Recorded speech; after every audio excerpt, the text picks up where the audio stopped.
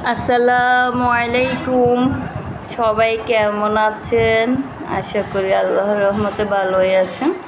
তো দেখেন, আসলে আমার একটা ছোট্ট সোনামণি আছে, আমার আম্মু কলিজার টুকরা, বাবারও রাজরানী। তো সে আজকে আর্ট করতেছে কলম দিয়ে, খাতা ফেলে সে আঁকাআঁকি করে। তো এখানে দেখেন এখনও ছোট মানুষ, তারপরও ঘর আঁকতেছে, বাড়ি আঁকতেছে। তো আপনাদের সাথে শেয়ার করলাম। দেখেন কত সুন্দর একটা দৃশ্য আঁকলো আমার আম্মু।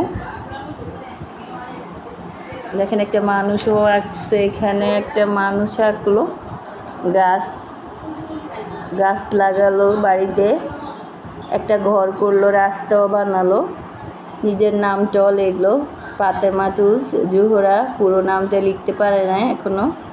মাশাআল্লাহ, অনেক ভালোই আঁকছে আমার আম্মুটা।